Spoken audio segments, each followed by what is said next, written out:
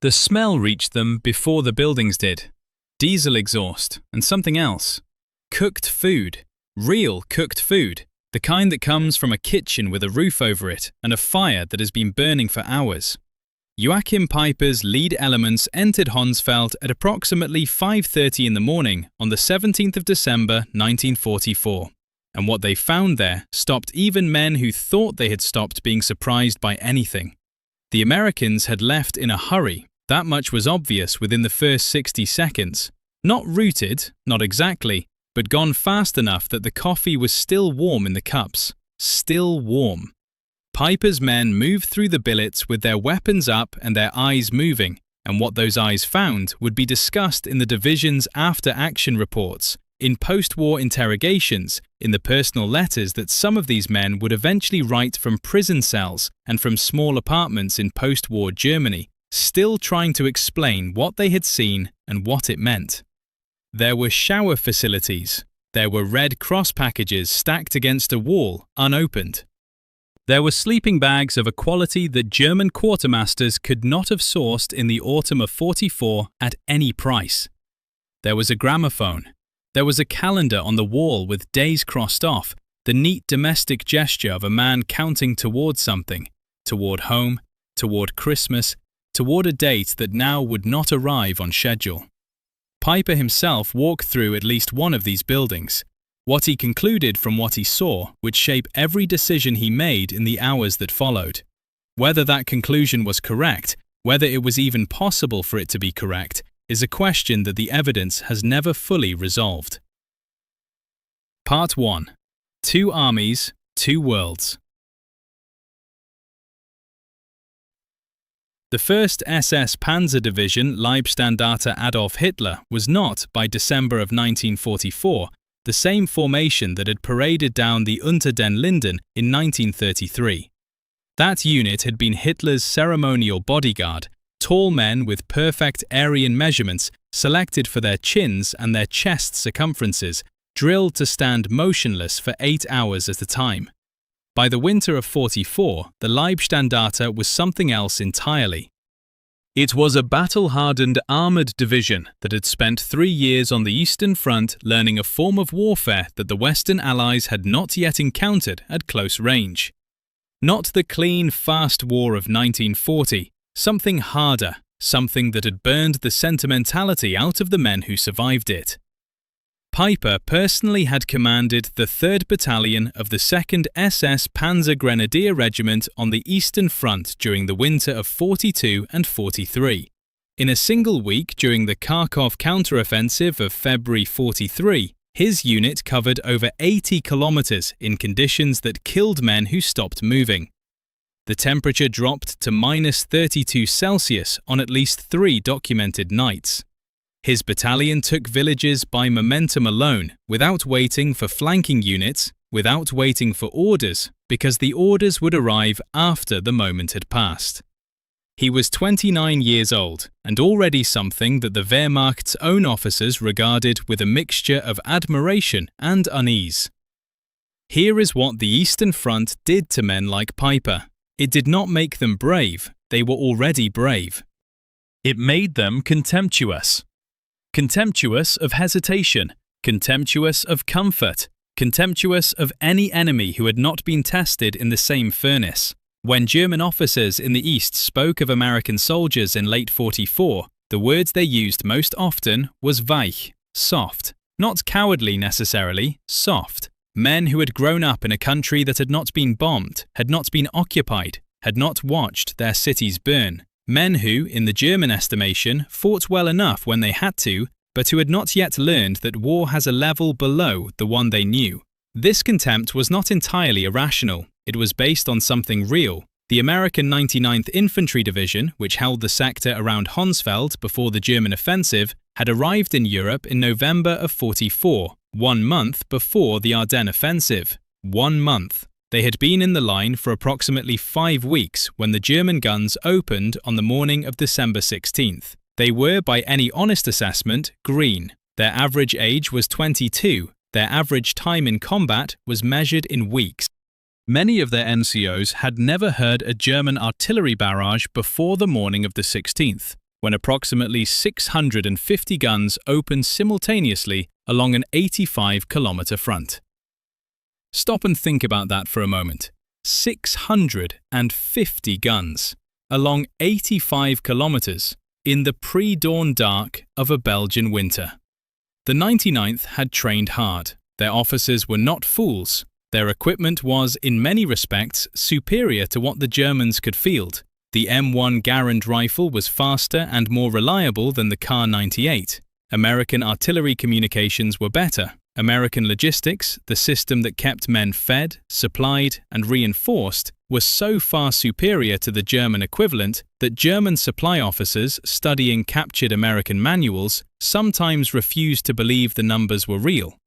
But logistics and doctrine are abstractions until the shells start landing. The men in Honsfeld on the night of December 16th into December 17th were soldiers of the 99th Division's rear elements. Service troops, drivers, clerks, cooks, a few engineers, men from the intelligence and reconnaissance platoon of the 14th Cavalry Group. They were in a rest area. They had been rotated back from the line for what the army called rest and recuperation. Hot food, dry billets, sleep in actual beds. Some of them had been in Belgium for only a few days. Some were asleep when Peiper's column arrived. And here is the first thing Peiper's men found. They were still asleep. Not all of them. Some had heard the distant guns and were awake, confused, not yet certain what was happening. The German offensive had begun roughly 14 hours earlier, but the fog of war, literal fog, the worst winter in the Ardennes in decades, a fog so thick that American air power was grounded and useless, had kept many rear area units from understanding the scale of what was occurring. The communications system, which worked so well under normal conditions, was overwhelmed. The telephone lines were cut in places. The radio nets were jammed. Runners got lost in the dark. So when Peiper's lead elements, SPW half-tracks and Panzer IVs from the 1st SS Panzer Regiment, rolled into Honsfeld in the early hours of December 17th, they found something that a German officer of Peiper's background could not have predicted. They found Americans who were, in the most literal sense, not ready. Part 2. The Column and the Camp. Kampfgruppe Peiper was the most powerful single armoured formation committed to the Ardennes offensive. On paper, it had 117 tanks, a mix of Panther Ausführung Gs, Panzer IVs, and Tiger II Königstigers. It had about half that number actually operational when the offensive began, because German industry by late 44 could produce tanks faster than it could produce the trained mechanics, the spare parts, and the fuel to keep them running. The column also had about 80 half-tracks carrying SS Panzer Grenadiers, a company of engineers, an anti-aircraft battery, and a supply train that was already dangerously short of diesel. The fuel situation was, from the beginning, the operational constraint that determined everything else. Peiper had been told explicitly by 6th SS Panzer Army's operations officer that American fuel dumps along his route would supply his column. This was not a contingency, it was the plan. German planners had calculated that Kampfgruppe Peiper would need to capture American gasoline to reach the Meuse. Without it, the operation died somewhere in the Ardennes Hills. Peiper had been given a route. The route took him through Losheim, through Lanzerat, and then through Honsfeld. At Lanzerat, something had already gone wrong. The German paratroopers who were supposed to have cleared the road ahead had not done so. Peiper's column sat on the road for hours in the dark, burning fuel, waiting. Peiper himself drove to the front of the column, found the paratrooper commander, a Lieutenant Lohmann, and, according to multiple witness accounts, expressed his dissatisfaction with the kind of language that SS officers used when they were dissatisfied. He ordered Lohmann's men to mount his half-tracks and ride with his column. They moved. The road from Lanzerat to Honsfeld drops down through forested hills, curves through several small hamlets, and arrives in Honsfeld from the southeast. It is not a tank road. The German planners had designated it as one because they had no better option, and because the map showed it as a paved surface, which it was, barely. The weight of Peiper's tigers on that road in winter conditions created a rolling engineering problem that his column never entirely solved. It was approximately 5:30 in the morning when the first German vehicles entered Honsfeld.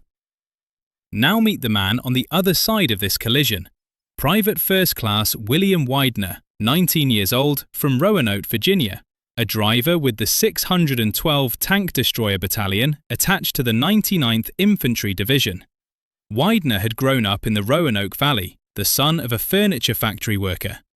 He had been drafted in January of '44, trained at Camp Hood, Texas, and arrived in Belgium in late November. He had been in Honsfeld for approximately 3 days when Peiper's column arrived. In his testimony given to First Army investigators in January of '45, Widener described the morning of December 17th in terms that have stayed in the historical record precisely because they are so ordinary.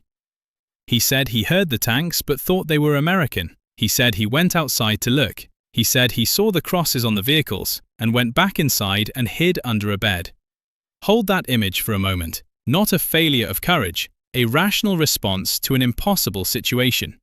Widener had no weapon that would stop a tank. He had no radio. He had no orders. He had no information. He did the only thing that made sense. He hid. He survived.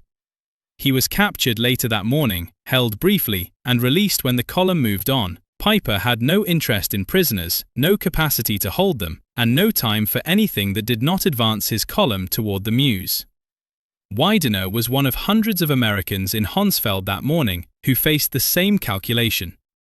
What Peiper's men found in Honsfeld was this: approximately 250 American soldiers in various states of readiness, ranging from fully dressed and attempting to organize a defense to still in their sleeping bags.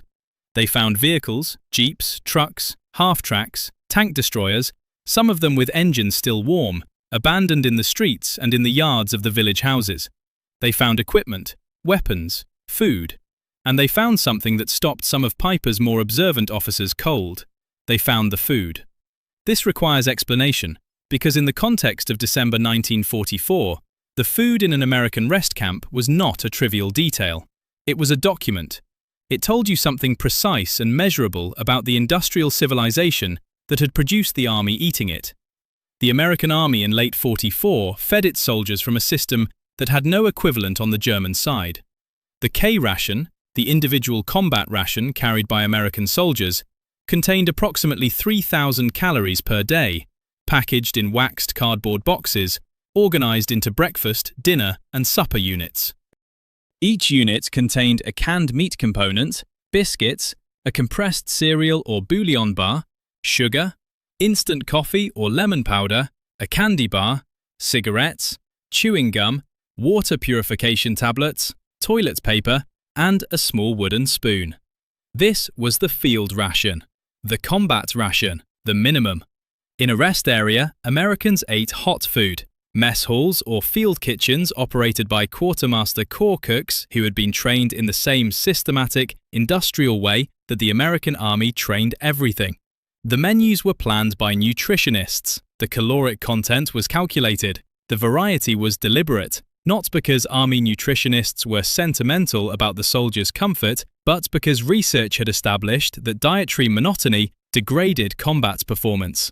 And the American army treated that finding as an engineering problem to be solved. German soldiers in December of '44 were eating differently. The Wehrmacht ration by late '44 had been cut repeatedly as the supply situation deteriorated. The standard daily ration for a German soldier in the field was approximately 2,800 calories on paper. In practice, in the Ardennes in December, it was often less. And it was monotonous in a way that the American system had specifically engineered to avoid. Black bread, margarine, tinned meat or ersatz sausage, dried vegetables, ersatz coffee. Occasionally, if supply lines were intact, hot food from a field kitchen. But the field kitchens required fuel and time, and in a fast-moving armoured operation, they were often far behind. Peiper's men had been moving for 14 hours before they reached Honsfeld. Some of them had not eaten a hot meal in 2 days.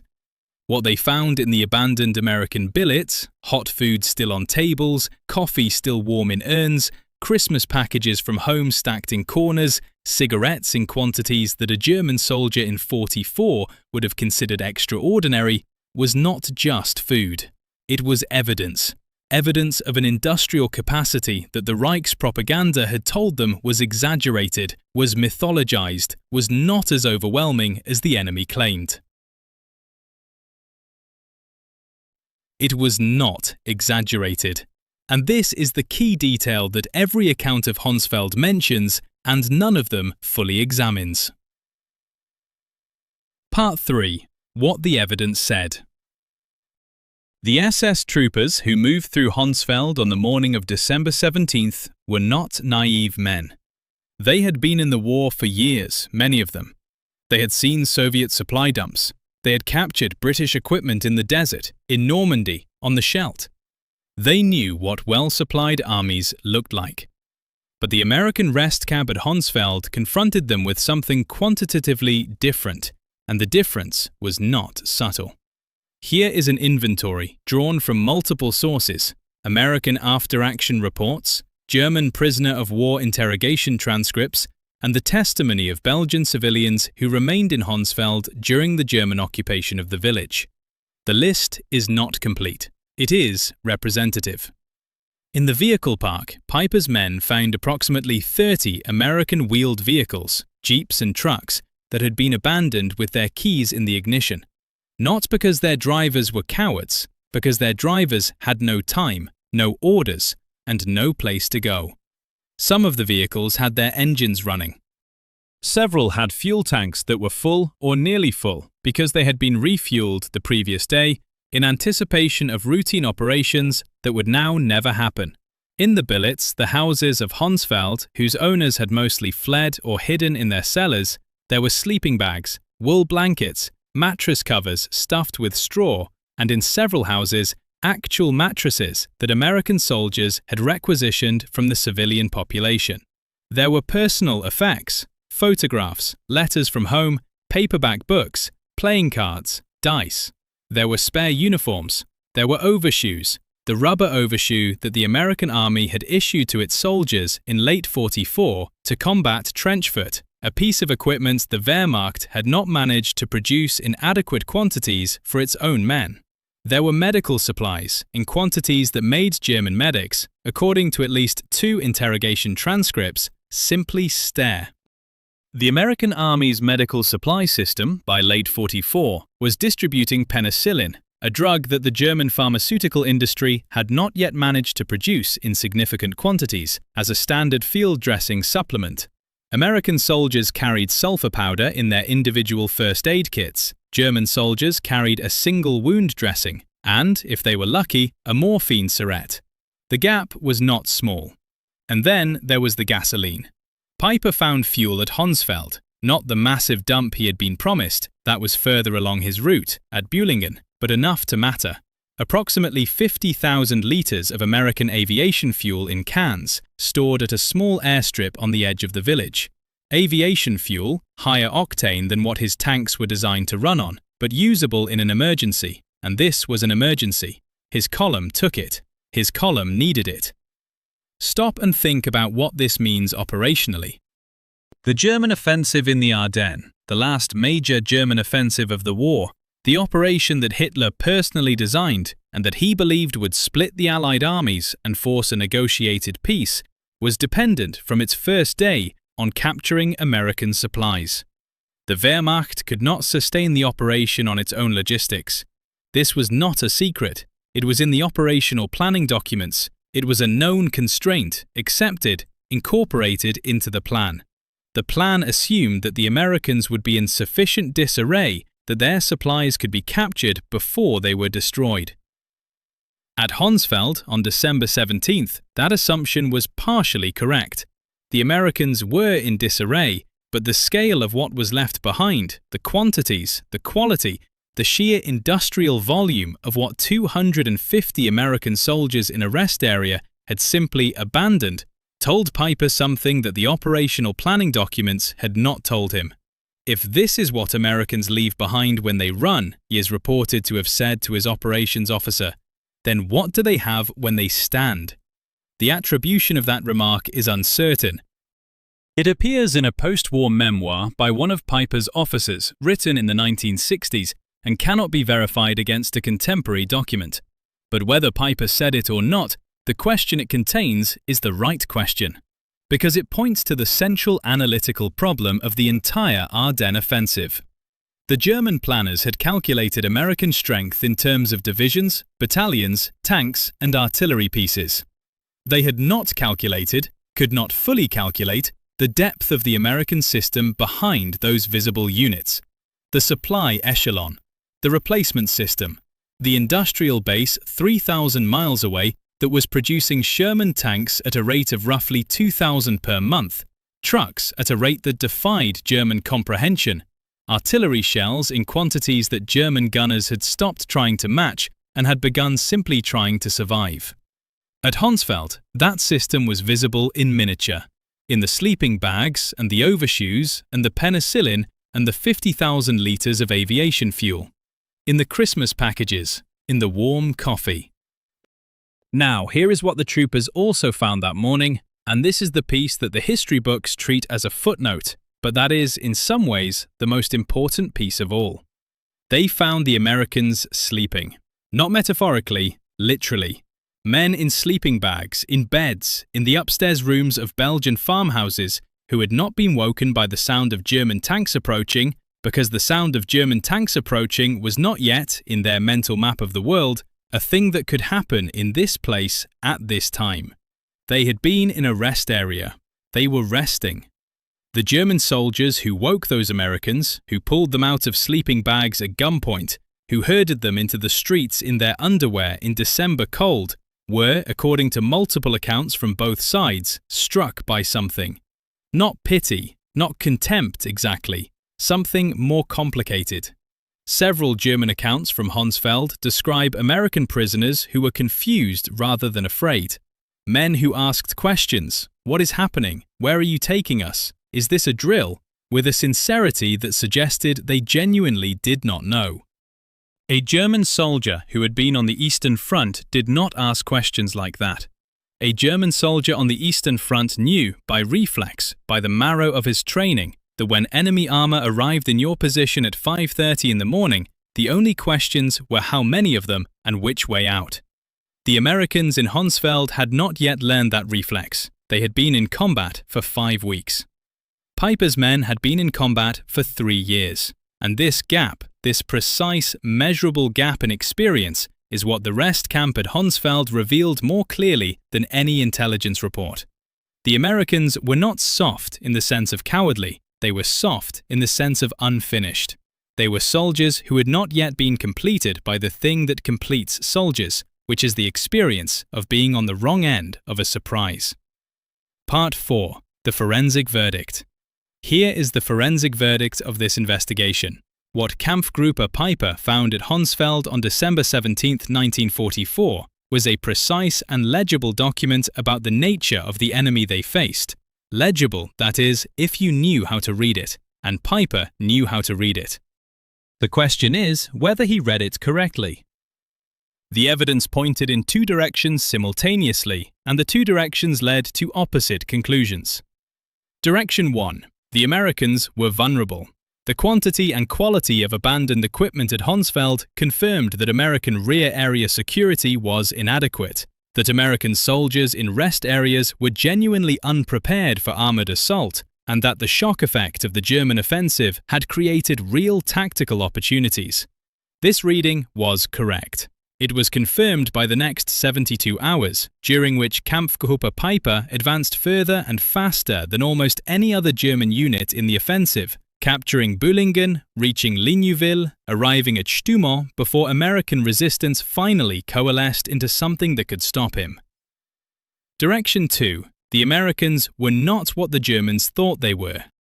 The industrial evidence at Honsfeld, the fuel, the food, the medical supplies, the sheer volume of material casually abandoned by a 250-man rest camp pointed to a supply system of a depth and resilience that the Wehrmacht could not match, had never been able to match and would never be able to match in the remaining 5 months of the war. Every Sherman tank that Peiper's Panthers destroyed was replaced within days. Every American battalion that was overrun was reinforced within hours. The system did not depend on the performance of any individual unit because the system was larger than any individual unit. Peiper's column, by contrast, was irreplaceable. When his fuel ran out at La Glaise on December 23, 1944, when the last of his Tigers sat immobile on the roads of a Belgian village because there was no more gasoline and no way to get any, he had approximately 800 men left from the roughly 4,000 who had crossed the start line a week earlier. He destroyed his vehicles. He burned his equipment. He walked his men out through the Ardennes forest on foot, at night, in snow, and brought perhaps 800 of them back to German lines. The fuel he had captured at Honsfeld had lasted 6 days. The American system that had produced that fuel, and the 50,000 other litres in 100 other dumps across the Ardennes, was still running. Think about what that means.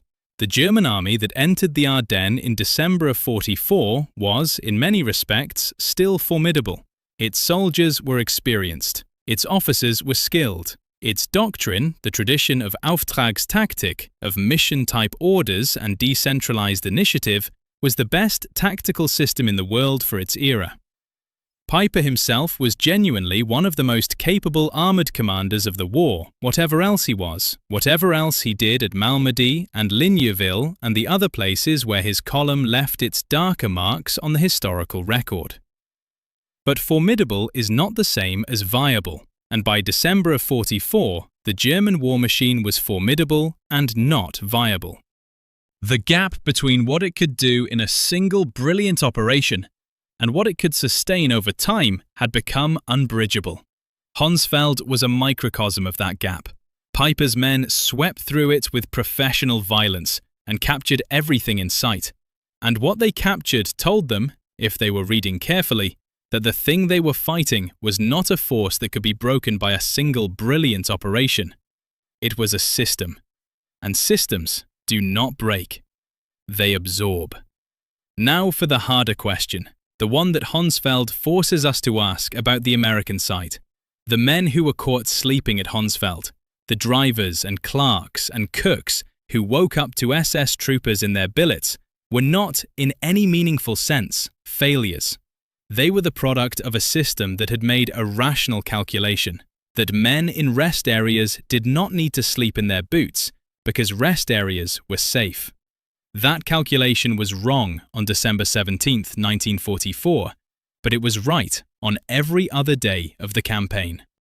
The American Army's rear area security was inadequate for a German armoured breakthrough precisely because German armoured breakthroughs of that scale were, by December of 44, supposed to be impossible. The intelligence failure that preceded the Ardennes offensive, the failure of American and British intelligence to recognise the build-up of 28 German divisions in the Eifel forests, is a separate story, and a long one. But its consequence for the men at Honsfeld was this: they were caught in a situation for which their training had not prepared them, by an enemy whose capabilities they had been told were declining. The capabilities were not declining. Not yet. Not fast enough. What happened to those men afterward is worth knowing. Many of the Americans captured at Honsfeld were processed through German rear areas and eventually reached prisoner of war camps in Germany, where they spent the remaining months of the war. The conditions in those camps varied widely, from the relatively managed misery of the established Stalags to the chaos of improvised enclosures that the Wehrmacht threw together as the prisoner numbers exceeded any reasonable capacity. Some of the Americans at Honsfeld were not captured, some were killed. The precise number is disputed in the historical record, and the circumstances of those deaths, whether they occurred in combat, in summary execution, or in the confused violence of a fast-moving armoured assault, is a question that the Army's own investigators spent months trying to answer after the offensive ended. The Malmedy massacre, which occurred the same day, roughly 15 kilometers north of Honsfeld, has dominated the historical attention paid to Kampfgruppe Peiper's conduct in December of 44. But Honsfeld had its own violence, its own unanswered questions, its own dead. Peiper himself survived the war. He was tried at Dachau in 1946 as part of the Malmedy massacre proceedings, convicted and sentenced to death. The sentence was commuted to life imprisonment in 1951, reduced to time served in 1956. He was released. He went to work for Porsche in Stuttgart. He moved to France in the 1960s to a village called Trave in the Haute-Saône, where he lived quietly and wrote letters and gave occasional interviews in which he defended his record with the careful precision of a man who had spent years preparing his defense. He was killed in July of 1976 when his house was firebombed. He was 61 years old. French investigators concluded the attack was carried out by former French resistance members who had discovered his identity. No one was ever charged. William Widener, the 19-year-old from Roanoke who hid under a bed, survived the war. He returned to Virginia. The historical record does not tell us what he did afterward, which is itself a kind of record. The record of ordinary men who did their jobs and went home and did not become the subjects of trials or biographies or firebombings. He was, in the end, exactly the kind of enemy that Honsfeld revealed. Not a hero of extraordinary gifts, but a soldier produced by an extraordinary system. A system that could afford to put him in a rest area with hot food and dry billets and Christmas packages from home because it had enough men, enough food, enough billets, enough everything that it could absorb the loss of all of it and replace it before the week was out. That is what Peiper's men found at Honsfeld. That is what it meant. And if there is a single image that captures the whole of it, the whole argument about what kind of enemy the Americans were and what kind of war this was, it is not the tanks on the road, or the prisoners in the street, or the abandoned vehicles with their engines still running. It is the coffee, still warm in the urns, in the mess hall of a rest camp in a Belgian village in December of 1944. The men who had been drinking it were gone, some captured, some fled, some hiding in cellars. But the coffee was still warm, because the system that produced it was so large and so continuous that it had still been running, still making coffee, right up until the moment the tanks arrived. Peiper's men drank it. Then they moved on, towards a Meuse river they would never reach, in a war whose outcome that warm coffee had already decided.